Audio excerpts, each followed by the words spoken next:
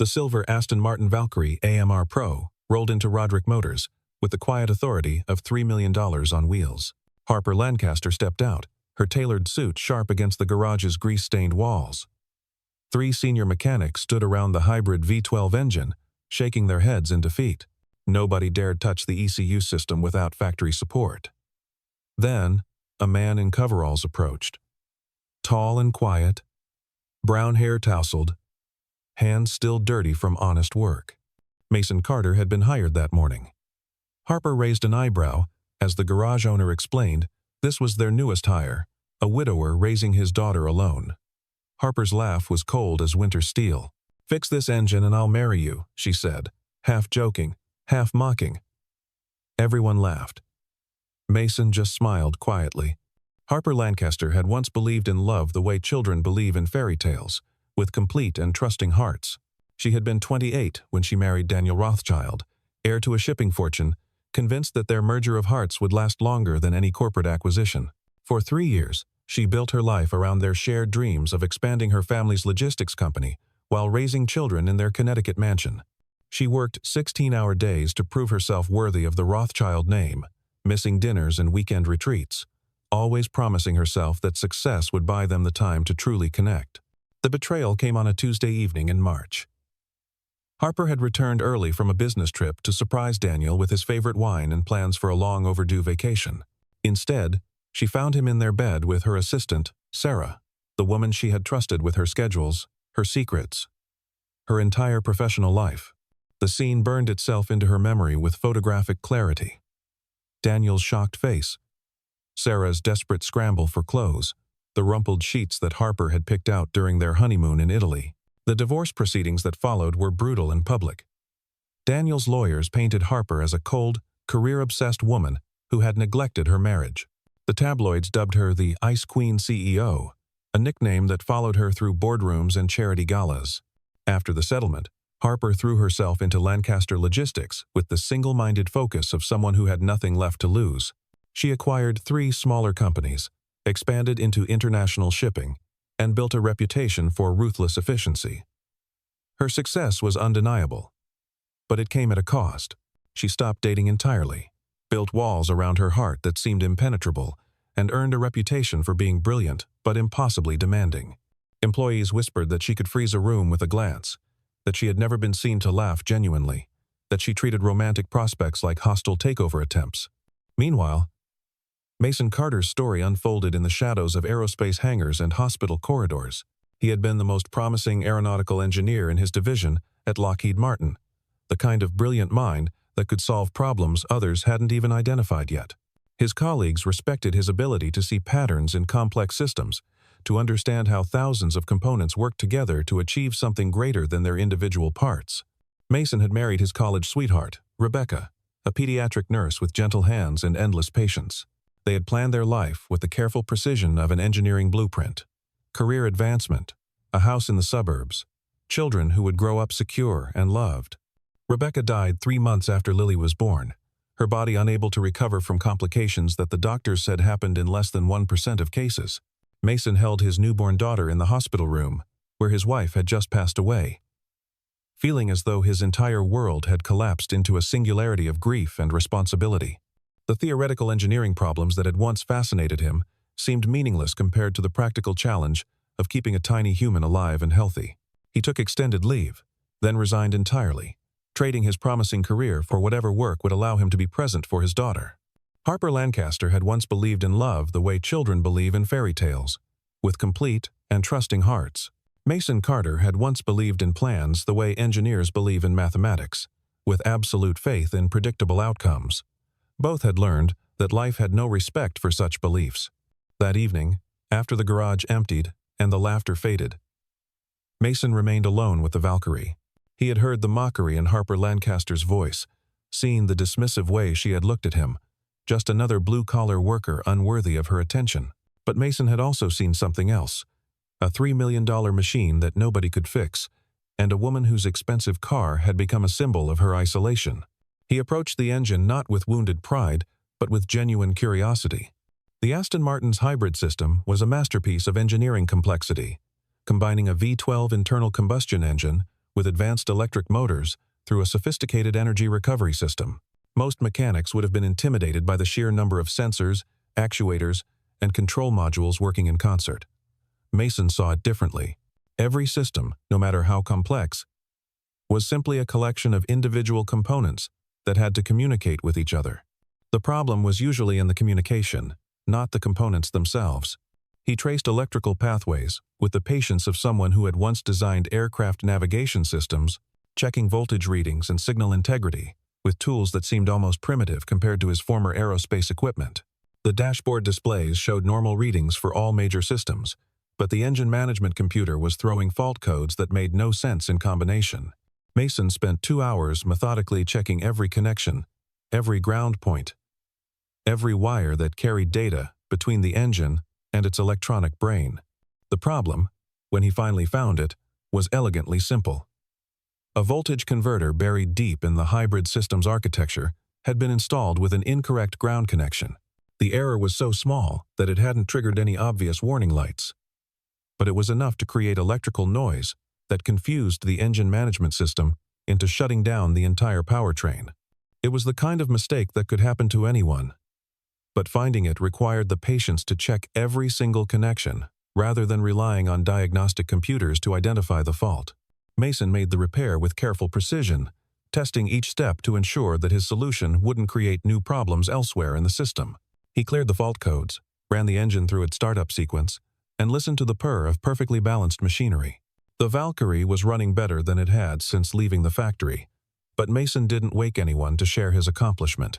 He simply cleaned his tools, washed his hands, and went home to check on his sleeping daughter. When Harper returned the next morning, expecting another day of frustration and mechanical excuses, the Aston Martin started immediately. The dashboard showed optimal performance readings across every system. She stared at the instruments in genuine surprise, then looked around the garage for an explanation. "Who fixed it?" she asked, her voice carrying a note of curiosity that hadn't been there the day before. The garage owner started to point toward Mason, but Mason caught his eye and shook his head slightly. He continued cleaning his hands with methodical attention, as if nothing unusual had happened. Harper found herself watching him with new interest, noticing the precision of his movements, the quiet confidence in the way he handled tools.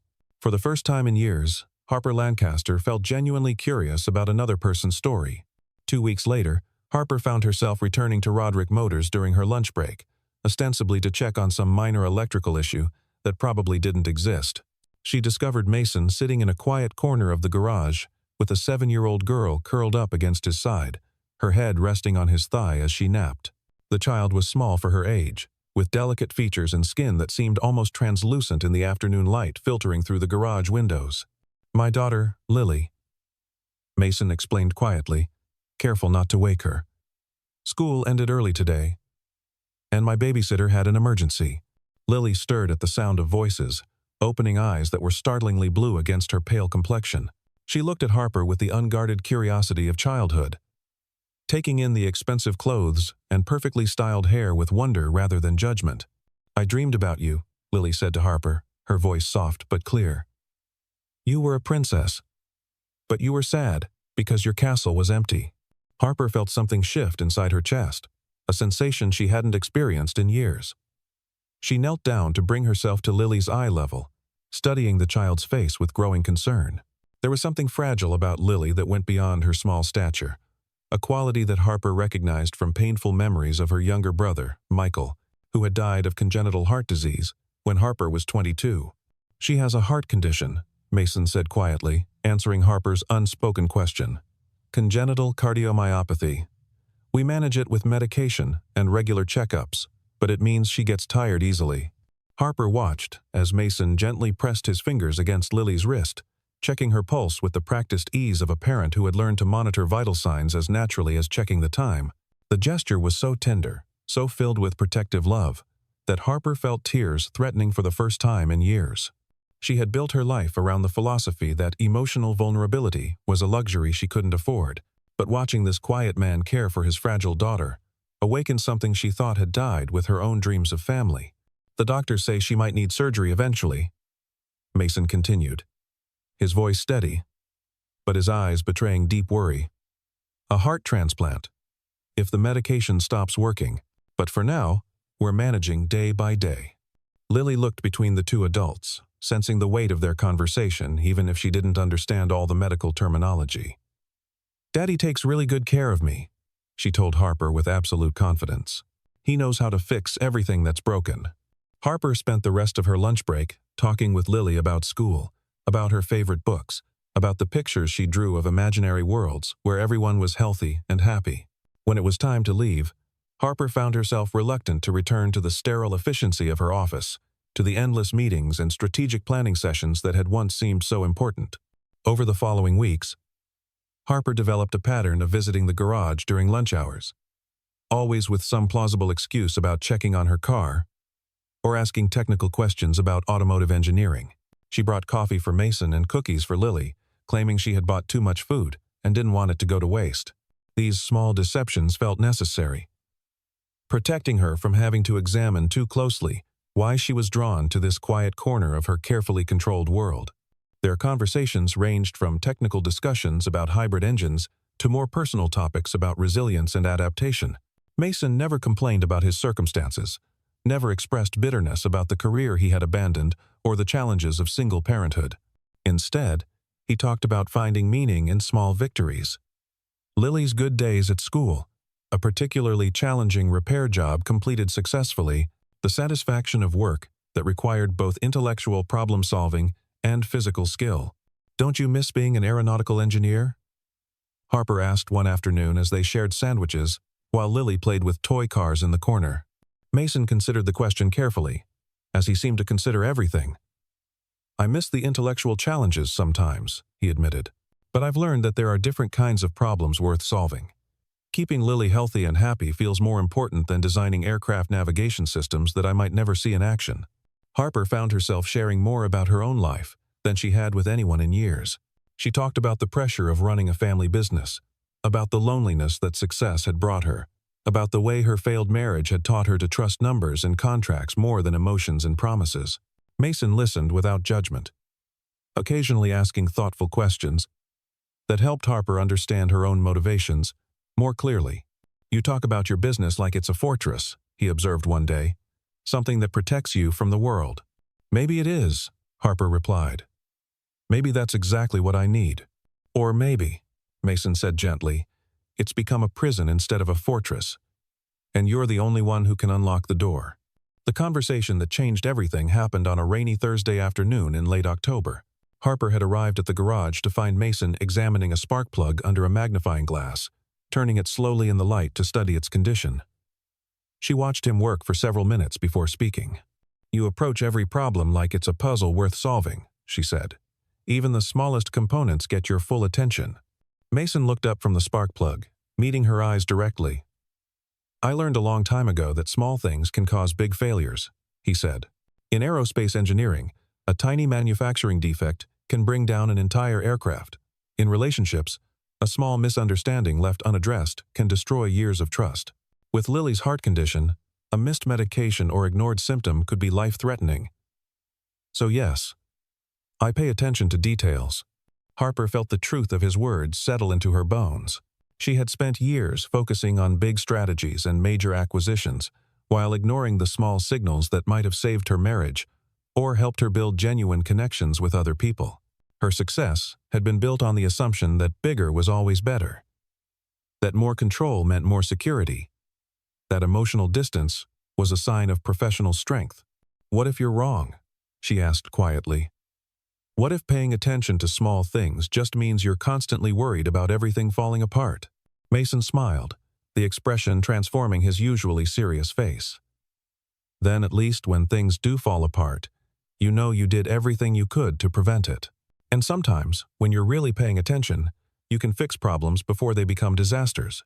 The media storm began with a single photograph taken by Marcus Chen, an automotive blogger who made his living capturing candid moments of wealthy car enthusiasts. He had been documenting the culture around high-end auto repair shops when he spotted Harper Lancaster, one of the most recognizable CEOs in the logistics industry, sitting on a workbench at Roderick Motors, sharing what appeared to be an intimate lunch with a man in coveralls. The image itself was innocuous enough, Harper laughing at something Mason had said while Lily played with toy cars nearby. All three of them bathed in the golden afternoon light, filtering through the garage windows. But the caption Chen chose transformed the innocent scene into social media gold. Ice Queen CEO melts for blue. Collar Romeo. Harper Lancaster's secret garage romance. Within 24 hours, the photograph had been shared thousands of times across various platforms. Business journalists began speculating about Harper's personal life, with the hungry enthusiasm of entertainment reporters. The contrast between her reputation as a ruthless corporate leader and the apparent tenderness captured in the image created a narrative that seemed tailor-made for viral content. The story gained momentum when a former employee at Lancaster Logistics anonymously provided details about Harper's divorce and her subsequent romantic isolation. Suddenly, every business publication wanted to explore the human side of the woman who had been portrayed as emotionally invulnerable for years. Photographers began camping outside Roderick Motors, hoping to capture more images of the unlikely couple. Harper's board of directors called an emergency meeting. The men and women who had supported her aggressive business strategies suddenly seemed uncomfortable with her personal choices becoming public knowledge. Board chairman Robert Ashworth, a 70-year-old traditionalist who had been skeptical of Harper's leadership from the beginning, led the charge for damage control. "This kind of publicity undermines our corporate image," Ashworth declared during the emergency session. "Our clients and investors expect a certain level of professionalism from our leadership team. Dating a mechanic suggests poor judgment and questionable priorities." Harper felt the familiar chill of betrayal, the same sensation she had experienced during her divorce proceedings. The people who benefited from her success were now questioning her personal life, as if it were a business decision requiring board approval. She realized that her carefully constructed professional identity had become another kind of prison, one where even the possibility of personal happiness was seen as a threat to shareholder value. The pressure intensified when Lancaster Logistics' stock price dipped slightly in response to the media attention. Financial analysts suggested that investors were concerned about Harper's distraction from business priorities. Several major clients requested reassurance that her personal life wouldn't affect her professional performance. The whispers in boardrooms and at industry conferences painted her as a woman who had lost focus, who had allowed emotion to compromise her legendary business acumen. Harper found herself facing an impossible choice: defend her right to personal happiness or protect the company she had spent years building. The decision felt like choosing between two different versions of herself: the successful CEO who had sacrificed everything for professional achievement, and the woman who had recently rediscovered the possibility of genuine human connection. The press conference was scheduled for a Friday morning at Lancaster Logistics corporate headquarters. Harper stood behind the podium in her most authoritative business suit, looking directly into the cameras with the cold confidence that had made her famous. The assembled journalists expected either a romantic confession or a dramatic denial, something that would provide content for another news cycle. Instead, Harper delivered a masterclass in professional damage control. "The recent media attention regarding my personal life has been based on speculation and misinterpretation," she said, her voice carrying no trace of emotion. "I have no romantic relationship with any employee of Roderick Motors. The photographs in question captured a business discussion about automotive maintenance, nothing more. I would appreciate if the media would focus on Lancaster Logistics' record-breaking quarterly performance, rather than creating fictional narratives about my private life." Mason watched the press conference from the garage's small office, Lily asleep in his arms after another difficult day at school. He saw the familiar mask slip over Harper's features, watched her transform back into the untouchable CEO who had first mocked him weeks earlier. He felt no anger at her denial, only a deep sadness for the woman who had briefly allowed herself to be vulnerable and was now retreating behind corporate armor to protect what she thought mattered most. The next morning, Mason submitted his resignation to Roderick Motors without fanfare or explanation. He left no forwarding address, no message for Harper, no dramatic gesture that might create more media attention. He simply collected his tools, kissed Lily goodbye as she headed to school, and disappeared from Harper's carefully ordered world as quietly as he had entered it.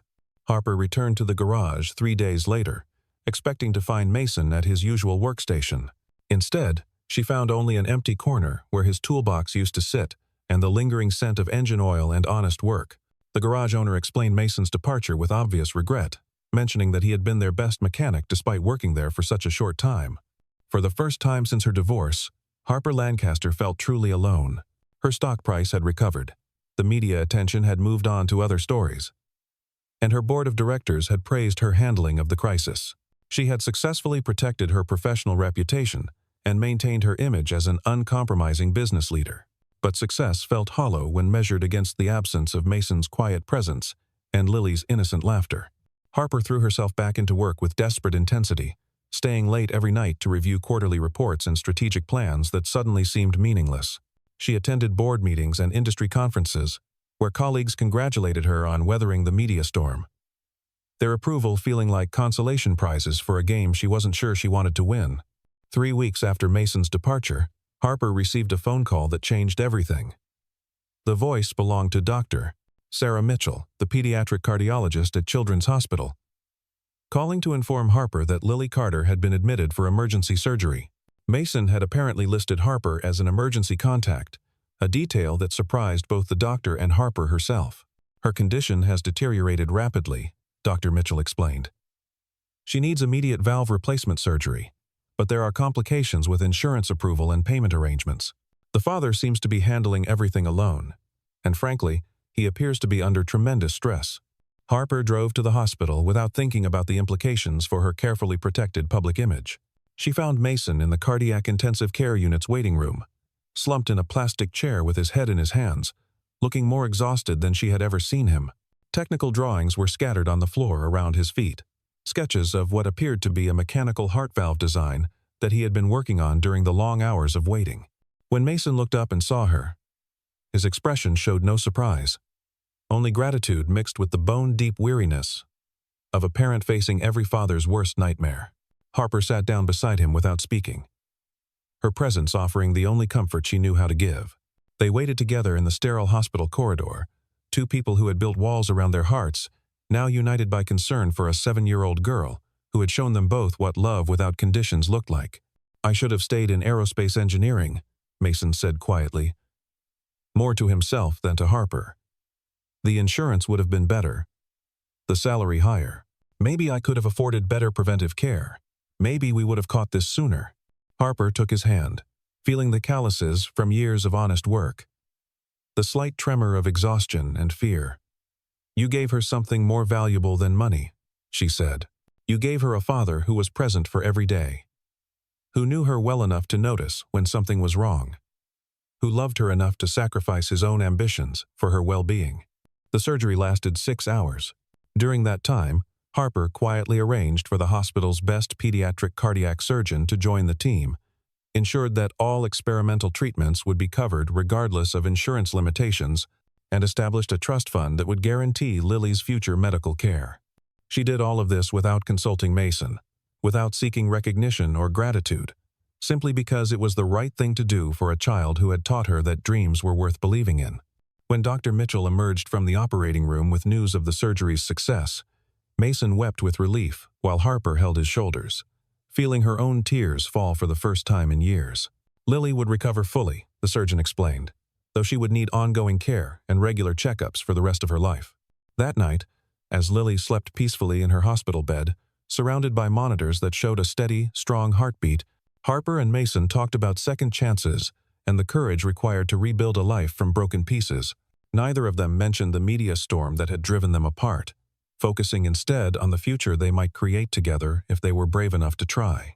"I'm not the same person who made that joke in your garage," Harper said as dawn light began filtering through the hospital windows. "That woman was afraid of everything that mattered. I don't want to be afraid anymore." Mason looked at her with eyes that held no judgment, only understanding. "We're all afraid of something," he said. "The question is whether we let fear make our decisions for us, or whether we choose to act despite being afraid."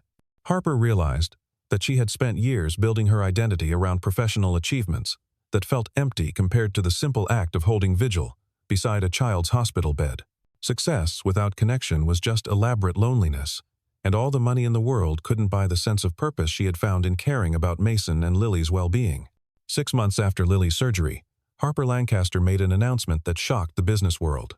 She was stepping down as CEO of Lancaster Logistics to pursue new opportunities in vocational education and small business development. The decision cost her millions in stock options and executive compensation, but it gave her something she had never possessed: the freedom to build a life based on her own values rather than other people's expectations.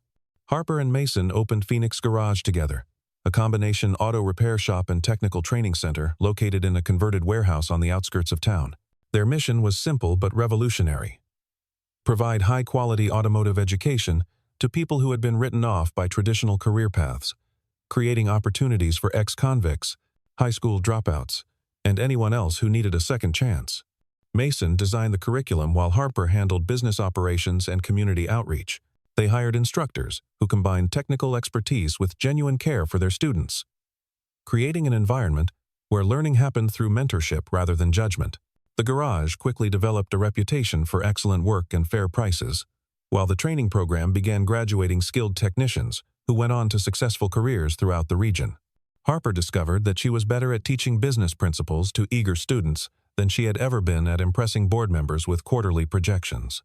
She found genuine satisfaction in watching former addicts rebuild their lives through honest work, in seeing teenage mothers gain financial independence through skilled trades, in creating pathways to stability for people who had been told they were failures. The transformation wasn't easy. Harper had to learn how to work with her hands, how to diagnose engine problems through sound and feel rather than computer analysis, how to communicate with students who came from vastly different backgrounds than her own privileged upbringing.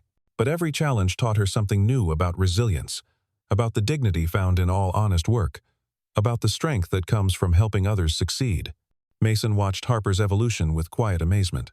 The woman who had once mocked his blue-collar work now spent her days teaching young people to take pride in technical skills, to see mechanical aptitude as a form of intelligence worth developing.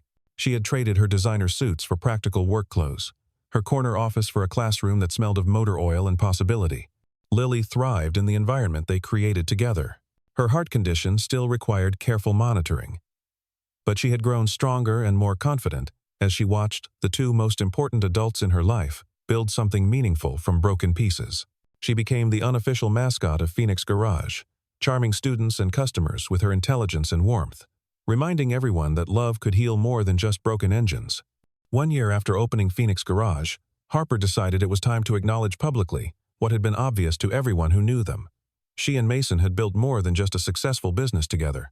The occasion was their first anniversary celebration, a community gathering that brought together their students, customers, and friends for an evening of recognition and gratitude. Harper took the microphone during the dinner program, holding a small wrapped package that she had been carrying for weeks while gathering the courage to make her intentions clear. The room fell silent as she unwrapped an old spark plug from her Aston Martin Valkyrie, now polished to a silver shine and mounted on a small wooden base. A year ago, Harper began, her voice steady but filled with emotion. I made a joke to a man I barely knew. I said if he could fix my engine, I would marry him. I thought I was being clever, maybe a little cruel, definitely superior to someone I saw as beneath my notice. She turned to face Mason, who was sitting at the head table with Lily beside him, both of them watching her with expressions of love and anticipation. What I didn't understand then was that he didn't just fix my car, Harper continued. He fixed something in me that I didn't even realize was broken. He showed me that real strength isn't about controlling other people or building walls around your heart. Real strength is about showing up for the people you love, day after day, whether it's glamorous or not. Harper approached Mason's table, holding out the mounted spark plug like an offering. So I'm not joking this time when I say, you fixed my engine, Mason Carter. You fixed my heart. You fixed my understanding of what matters in life. And you fixed my faith in the possibility that two broken people can build something beautiful together. Mason stood to accept the gift, his own eyes bright with unshed tears. From his pocket, he produced a small velvet box containing a ring that Lily had designed. A simple silver band, inlaid with tiny gears and springs, a piece of jewelry that looked like it had been crafted by someone who understood that the most beautiful things are also the most functional. I love you, Harper Lancaster, Mason said, his voice carrying clearly through the silent room. I love your intelligence, your ambition, your capacity for growth, and your willingness to get your hands dirty for the people you care about. I love the way you've learned to see beauty in ordinary work, and the way you've taught me that it's possible to dream again without forgetting the lessons that loss has taught us. The proposal that followed was witnessed by 200 people who had found hope and opportunity at Phoenix Garage, a community that understood the value of second chances and the courage required to rebuild a life from broken pieces. When Harper said yes, the celebration that erupted was genuine and joyful, a recognition that love stories don't always follow predictable patterns, and that the best endings often begin with someone brave enough to fix what seems irreparable. 2 years later, the Lancaster Carter family lived in a comfortable house within walking distance of Phoenix Garage, their daily routines shaped by the rhythms of work, school, and the quiet satisfaction of building something lasting together. The Aston Martin Valkyrie sat in their driveway, now decorated with a small decal that read, "Fixed with Love," a reminder of the joke that had become a promise, and the promise that had become a life. Harper had learned to find joy in small victories, a struggling student mastering a difficult repair, a customer whose car troubles were solved with patience and skill, a daughter who grew stronger and more confident with each passing day. Mason had discovered that there were many ways to be an engineer, that solving human problems could be just as intellectually satisfying as designing aircraft navigation systems. Lily, now 9 years old and healthy, served as the bridge between her parents' different worlds, equally comfortable discussing business strategy with Harper and engine diagnostics with Mason. She had inherited her father's mechanical aptitude and her stepmother's strategic thinking. But more importantly, she had learned from both of them that love was something you chose to practice every day, not just something that happened to you. On quiet Sunday mornings, when Phoenix Garage was closed and the family had time to themselves, Harper would sometimes sit in the Valkyrie and remember the woman she used to be. Successful but isolated, protected but lonely, powerful but ultimately powerless. To create the connections that gave life meaning. The transformation had cost her millions of dollars and forced her to abandon an identity she had spent years building. But it had given her something infinitely more valuable, a family built on mutual respect, shared purpose, and the daily choice to fix what was broken rather than discard what seemed damaged beyond repair. The spark plug that had started everything sat on their mantelpiece, polished and proud, a symbol of the truth that the smallest components can sometimes power the most important transformations. Harper Lancaster had learned that engines aren't the only things that can be fixed with patience, skill, and love. Sometimes broken hearts just need the right mechanic, someone willing to trace every connection until they find the source of the problem, someone patient enough to make repairs that will last a lifetime.